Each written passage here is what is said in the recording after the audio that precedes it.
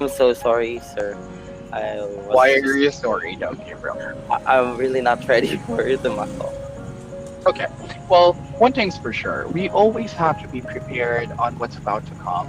Because, preparing is actually winning the war. Planning it is everything. So it's something that we always have to look forward to because sometimes we're already in the situation and we don't know what to do, that's going to be the exact moment that we lose. However, there's a coping mechanism with that, and that's if you're skilled enough to it. Okay?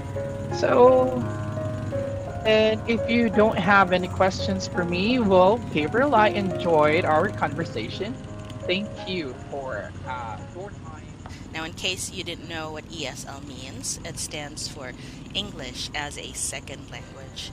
And essentially, ESL teachers teach the English language to students whose first language is not English. Now, let's get this list started.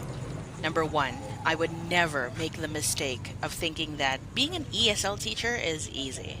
Now, there's a common misconception among people outside the ESL industry that being an ESL teacher is like super duper easy, and all you have to do is sing the alphabet song or Old MacDonald for about half an hour and like wear silly hats and do hand gestures in front of a child, and you get paid. Cha-ching, that's it. But it's actually more than that. Now, in the company I work for, we have students of all different kinds of age groups, for as young as like 3 years old as 80 plus years old.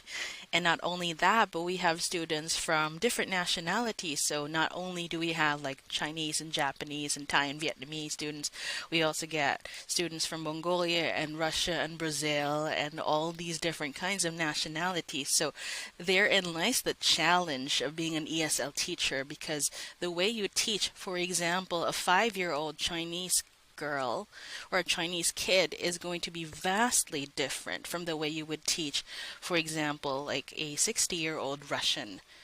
So you have to learn how to switch up your strategy because you can't teach the same way for every kind of student because every kind of student is different. Now, it is challenging at the beginning to be able to teach all these different kinds of students. But the more you're exposed to experiences like this, the better you will be at handling all these different kinds of students. Number two, I would never monopolize the entire class time by doing all the talking. As ESL teachers, we are encouraged to follow the golden ratio, which is 30-70. And what that means is that the teachers talk for 30% of the time, and the student is encouraged to talk for the rest of the 70% of the time. So that's like twice as long as the teacher is talking.